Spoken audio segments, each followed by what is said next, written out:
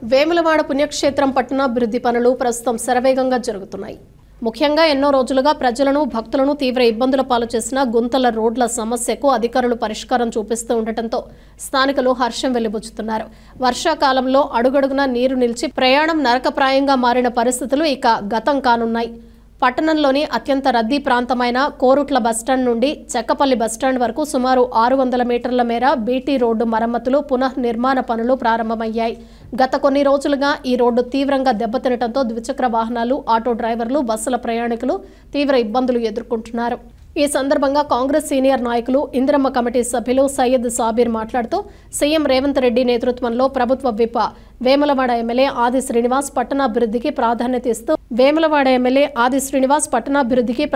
ఇస్తూ వేములవాడ రాజన్న ఆలయ అభివృద్ధితో పాటు సమాంతరంగా పలు పనులను ముందుకు తీసుకువెళ్తున్నారని తెలిపారు. ఇచ్చిన హామీల మేరకు ఆలయం, పట్టణాభివృద్ధి కలిసి కొనసాగుతూ ఉండటం సంతోషకరమన్నారు.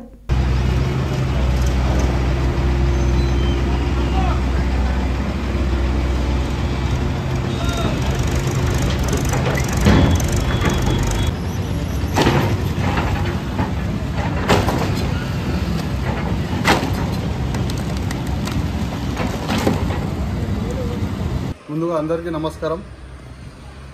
మరి కాంగ్రెస్ పార్టీ ఎన్నికల్లో భాగంగా కాంగ్రెస్ పార్టీ ఇచ్చిన వాగ్దానంలో ప్రధానంగా మా గౌరవనీయులు వేములవాడ ఎమ్మెల్యే ప్రభుత్వ విప్ ఆది శ్రీనివాస్ గారు ఏదైతే చెప్పిర్రో, మరి వేములవాడ పట్టణం అంటేనే ఆధ్యాత్మిక కేంద్రం.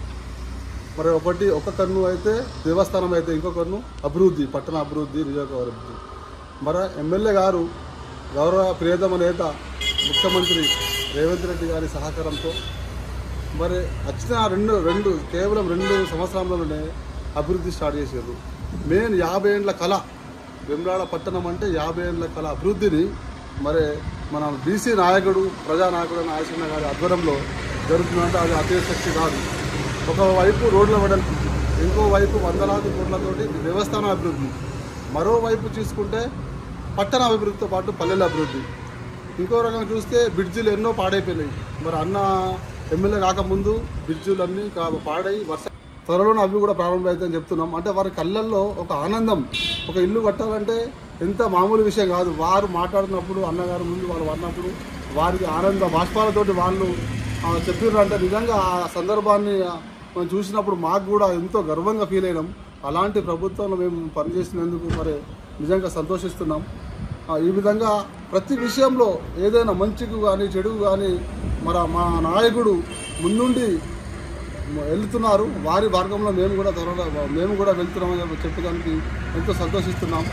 ఇంకో రకంగా చూస్తే రేషన్ కార్డులు కానీ, మెయిన్ రేషన్ కార్డు గత బీఆర్ఎస్ ప్రభుత్వంలో 10 ఏళ్ళ నుంచి రేషన్ కార్డు లేవు.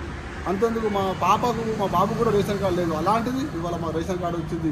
మాకు ఎందరో ఇలా మేము ఎప్పుడైనా పోయినప్పుడు ఇళ్ళకు అడిగితే రేషన్ కార్డు వచ్చిందని చెప్పి గర్వంగా చెప్పుకుంటున్న వైనం ఇవాళ మనం చూస్తున్నాం. అంటే ఇలాంటి ప్రజాప్రభుత్వం మా అధినాయకుడు రేవంత్ రెడ్డి గారి నాయకత్వం, మా ఆది శ్రీనివాస్ గారి నాయకత్వంలో ప్రజలు ఎంతో సంతోషిస్తున్నారు. రాబోయే రోజుల్లో కూడా ఇప్పుడు సర్పంచ్లు కానీ, ఎంపీసీలు కానీ ఏదైనా కానీ కాంగ్రెస్ పార్టీకి కంపల్సరీ ఖచ్చితంగా గెలుపు ఉంటుంది. ఖచ్చితంగా ఇంత మంచి పనులు చేస్తారు ప్రజాప్రభుత్వం కాబట్టి ఖచ్చితంగా కాంగ్రెస్ పార్టీ గెలుస్తుంది, అభివృద్ధులు చేస్తారు. దీన్ని ఖచ్చితంగా గెలిపించి మా నాయకుడికి ఖచ్చితంగా కానుకగా ఇచ్చుడే మా కర్తవ్యంగా మేము భావిస్తున్నామండి.